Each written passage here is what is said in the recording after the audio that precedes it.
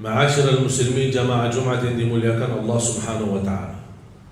Senantiasa setiap Jumat khatib mengingatkan kenaikan dan kualitas takwa kita kepada Allah Subhanahu wa taala. Takwa bukan wasiat para alim ulama. Takwa bukan wasiat para khatib. Bukan wasiat para dai, para asatiz. Taqwa wasiyatullah kepada Nabi dan Rasul. Ya ayyuhan Nabi ittaqillah. Taqwa wasiyatullah kepada orang-orang beriman. Ya ayyuhalladzina amanu ittaqullah. Taqwa wasiyatullah kepada seluruh manusia. Ya ayyuhan nas ittaqu rabbakum. Taqwa wasiyatullah kepada umat Nabi Muhammad sallallahu alaihi wasallam dan ummah yang terdahulu. Walaqad wassayna alladhina utul kitaba min qablikum wa iyyakum an ittaqullah.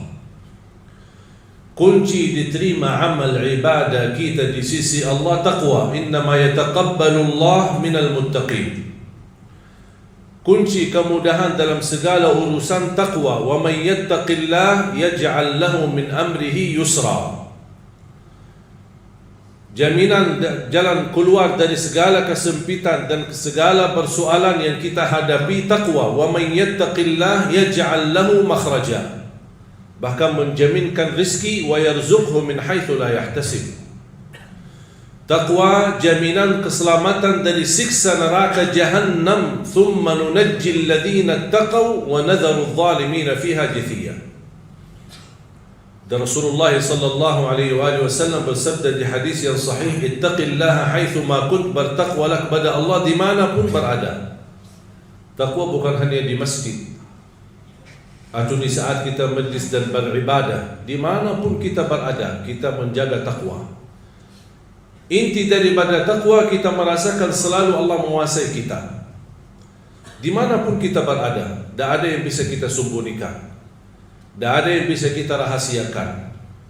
Karena yang tersembunyi bagi Allah itu nyata. Kita sebagai manusia wajar kalau kita berdosa dan bersalah, karena kita manusia bukan maksum.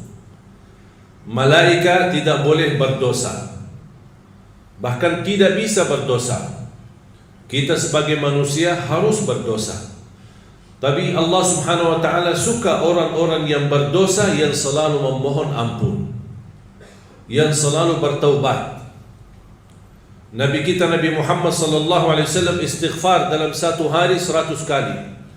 Nabi Muhammad yang sudah mendapat jaminan ampunan segala dosanya, dia memohon ampun 100 kali setiap hari. Kira-kira kita seperti apa? Allah Subhanahu wa taala paling senang orang-orang yang selalu istighfar.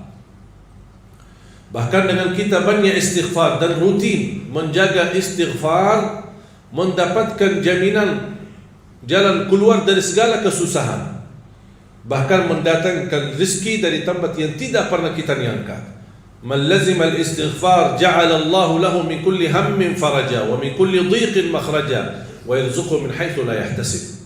Barang siapa yang menetapkan dan terus-menerus istighfar setiap waktu dan setiap saat, dia akan mendapatkan kemudahan dalam segala kesusahan dan akan mendapatkan jalan keluar dari segala kesempitan.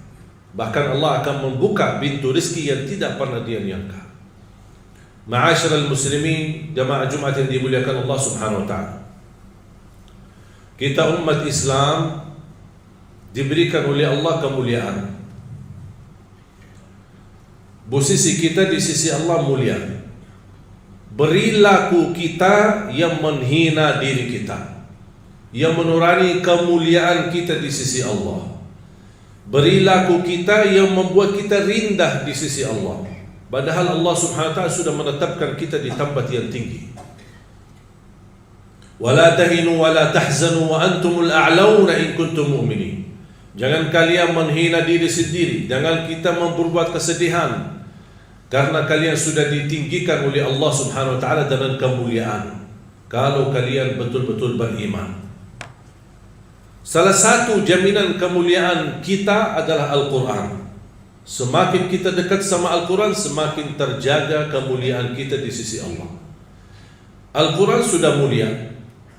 Innahu laqur'anun karim, sebagaimana ayat di suratul Waqiah. Innahu laqur'anun karim, sesungguhnya Al-Quran itu mulia. Saya mengambil pelajaran, kalau Al-Quran itu sendiri mulia, buat kita apa?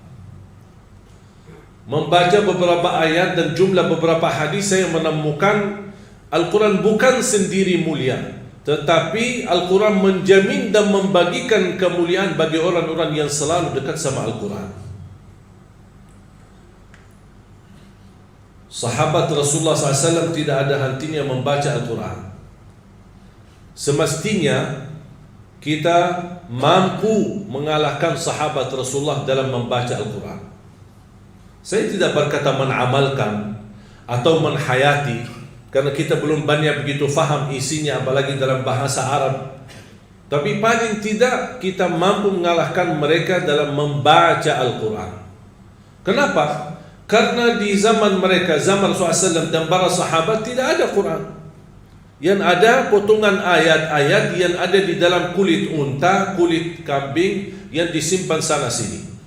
Jadi kalau ada orang mau sambungkan ayat atau kumpulkan satu surah, harus dia bisa berhubungan dengan beberapa orang lain yang bisa menemukan sahabatnya yang memiliki potongan-potongan ayat, digabungkan, belum dijadikan satu Quran. Makanya ada banyak para sahabat yang hafiz Quran karena mereka begitu mendengar wahyu dari Rasul dan membacakan ayat yang Allah kirimkan kepada Nabi Muhammad SAW, yang Allah turunkan kepada Nabi Muhammad SAW, mereka mampu hafal. Makanya ketika ada orang kesulitan mencari potongan ayat atau surah apa, dia cari para penghafal Al-Quran di zaman Rasulullah SAW. Siapa di antara sahabat? Dan ini dijalankan keadaan seperti ini sampai zaman Abu Bakar As-Siddiq radhiyallahu anhu. Ketika beliau menjadi khalifah, baru terkumpul Al-Quran menjadi satu, yang disebutkan oleh ulama al-jam'ul awal, kumpulan yang pertama menjadikan satu mushaf.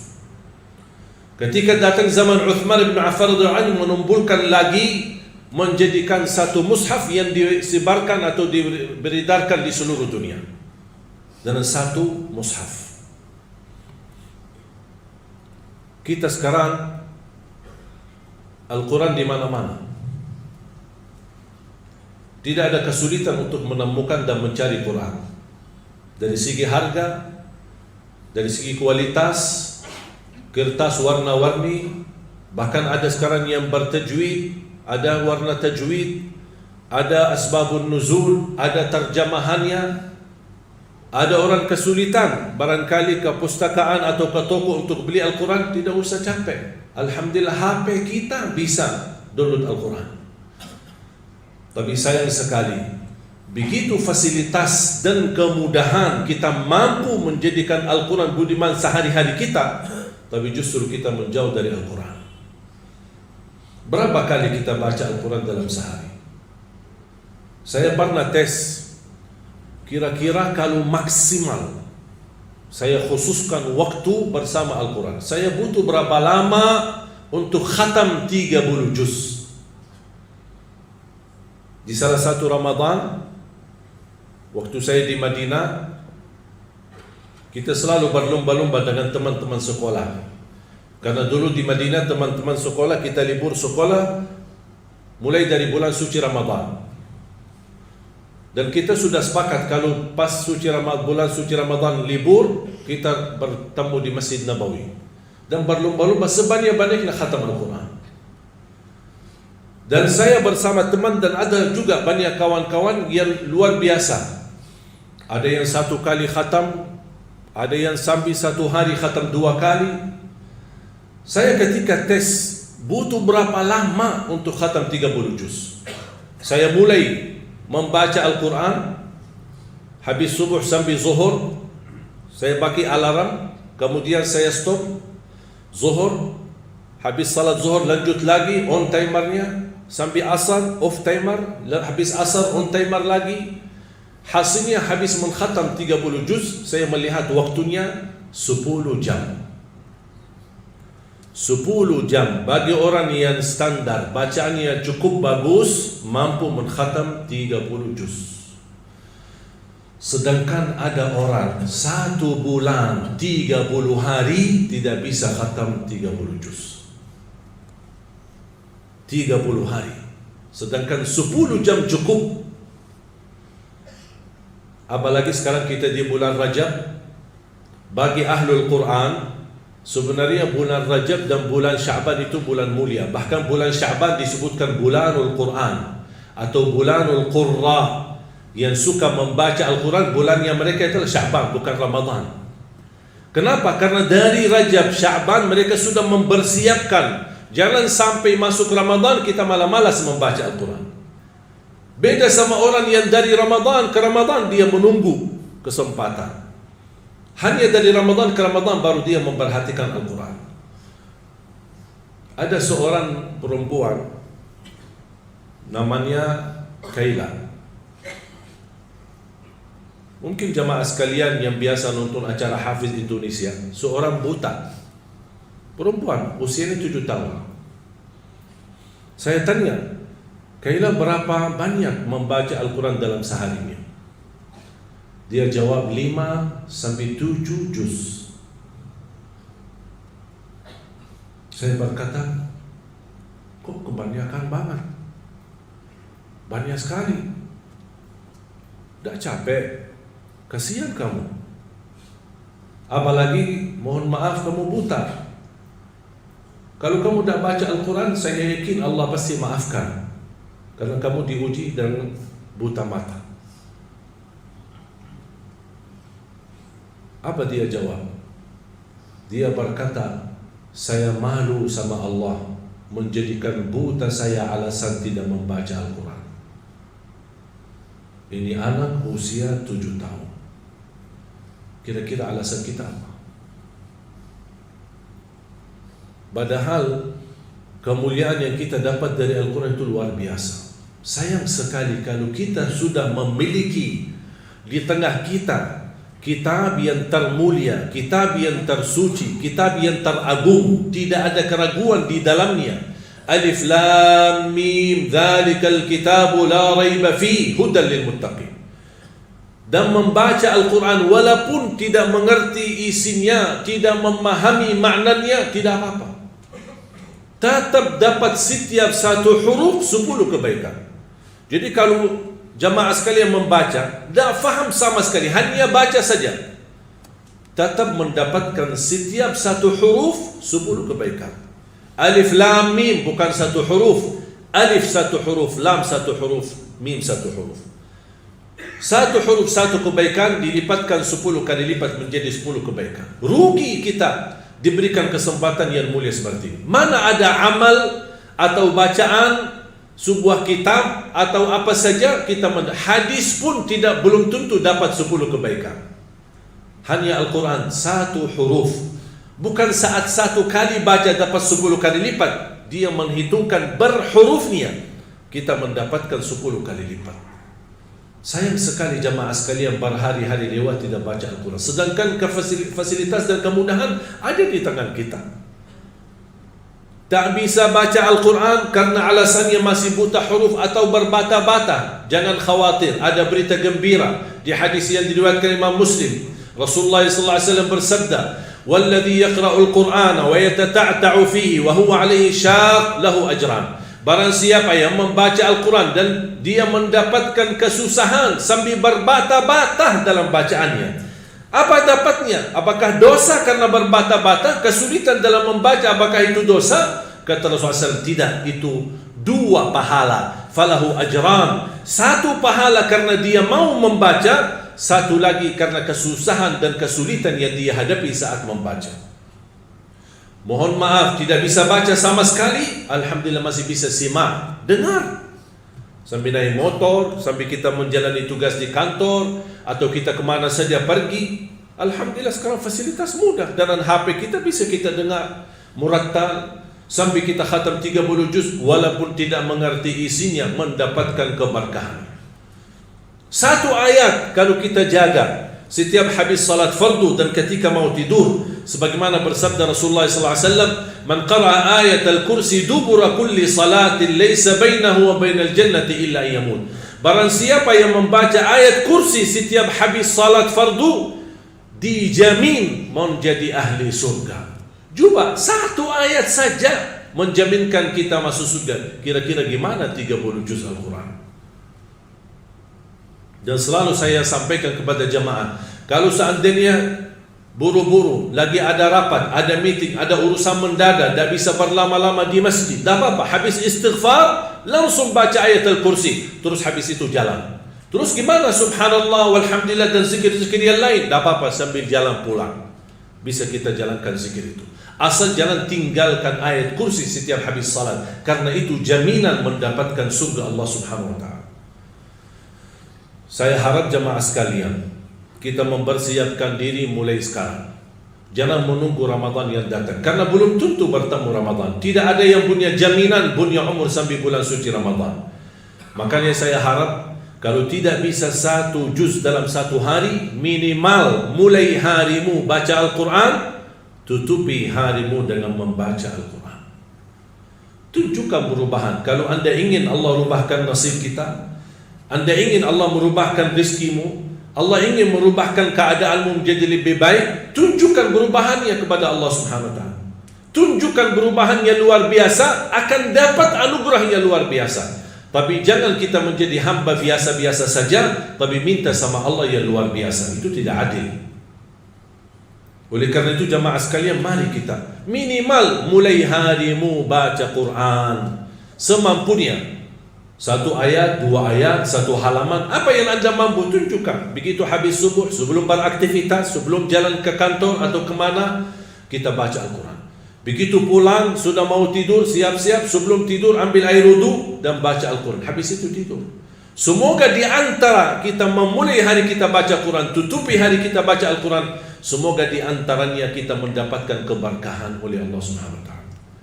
Berkah terjamin.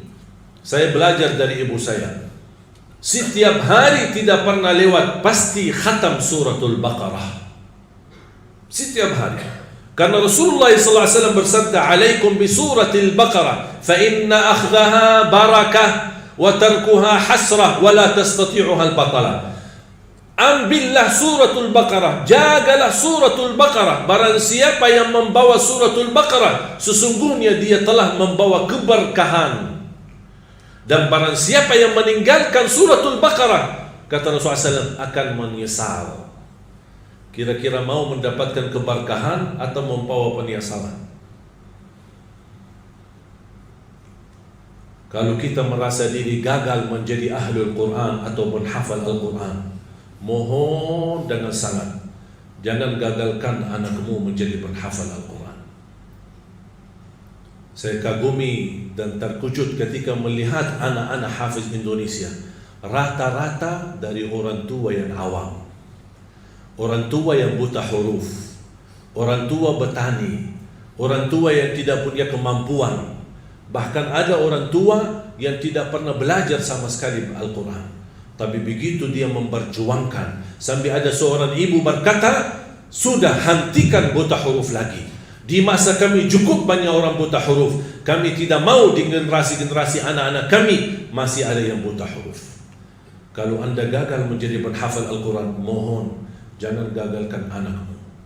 Kalau itu pun anakmu tidak berhasil menjadi penghafal Al-Quran, jangan gagalkan hartamu untuk mendukung dan membantu program Al-Quran dimanapun. Supaya apa? Datang di hari kiamat kita berkata, "Ya Allah, mohon maaf, saya tidak bisa menghafal Al-Quran. Anakku pun tidak mampu menghafal Al-Quran. Ya Allah, jadikan hartaku, sedekah, zakat, infakku menjadi saksi baik untuk program Al-Quran." Mudah-mudahan kita mendapatkan orang-orang yang menilai atau mendapatkan syafaatnya Al-Quran di hari kiamat.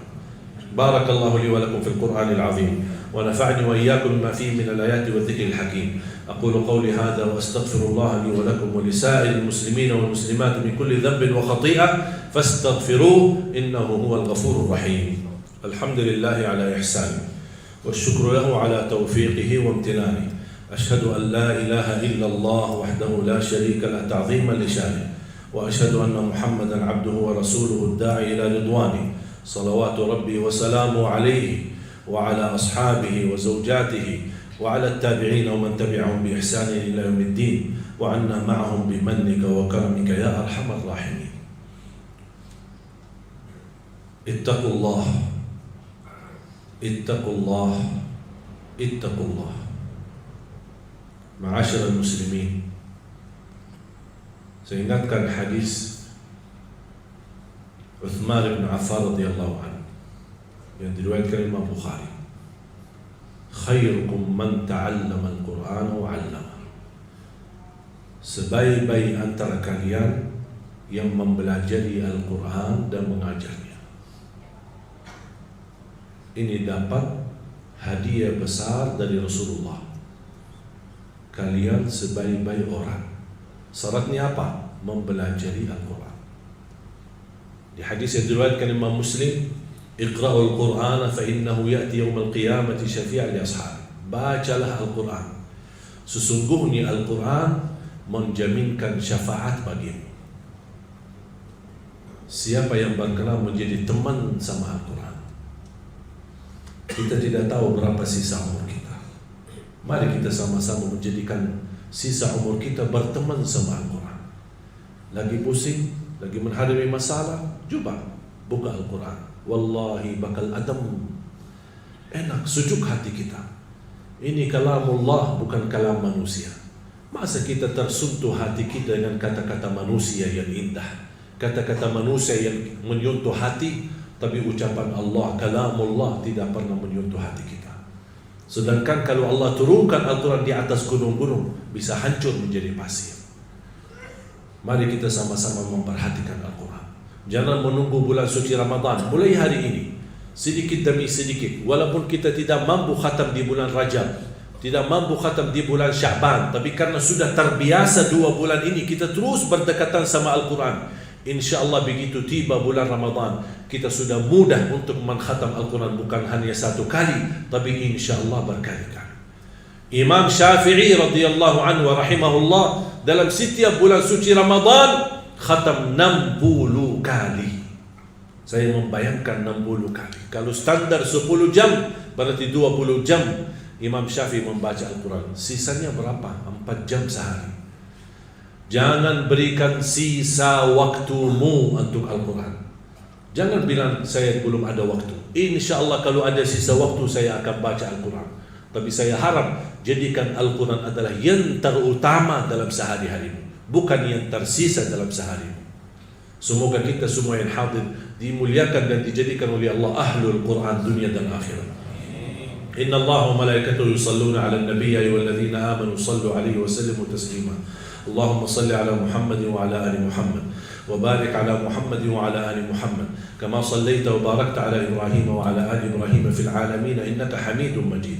اللهم اغفر للمسلمين والمسلمات والمؤمنين والمؤمنات الأحياء منهم والأموات إنك سميع قريب مجيب الدعوات. Ya Allah, jadikan kami semua ahlul Quran, jadikan kami semua ahlul Quran, keluarga Al-Quran, berakhlak-akhlakul Quran, yang mencintai Al-Quran, yang mampu dengan kemampuan yang mengamalkan isi Al-Quran, dan akhiri hayat kami saat membaca Al-Quran, dan jadikan akhir hayat kami husnul khatimah ya Rabbal Alamin.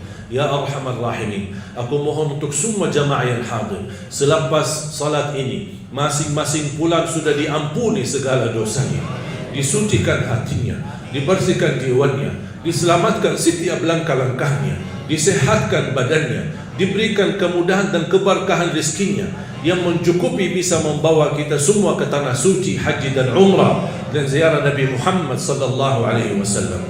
Allahumma ya Allah, ampuni kedua orang tua kami, ampuni saudara kami, anak-anak kami, berikan kepada keturunan kami menjadi salih salihah, anugerahkan kepada rumah tangga kami menjadi sakinah, waddah, rahmah. Berikan kepada kami pemimpin yang takwa, pemimpin yang adil, pemimpin yang amanah, yang patuh dengan kalamullah, yang patuh dengan Al-Quran, yang mencintai agamamu ya Rabbal Alamin. Allahumma ya Allah, hidupkanlah kami dalam keadaan iman, wafatkanlah kami dalam keadaan Islam, kumpulkanlah kami selalu bersama hamba-hambamu yang salih ya Rabbal Alamin. ربنا آتنا في الدنيا حسنة وفي الآخرة حسنة وقنا عذاب النار. عباد الله، إن الله يأمر بالعدل والإحسان وإيتاء ذي القربى وينهى عن الفحشاء والمنكر والبغي يعظكم لعلكم تذكرون. فاذكروا الله العظيم الجليل يذكركم واشكروه على نعمه وآلائه يزدكم ولذكر الله أكبر والله يعلم ما تصنعون.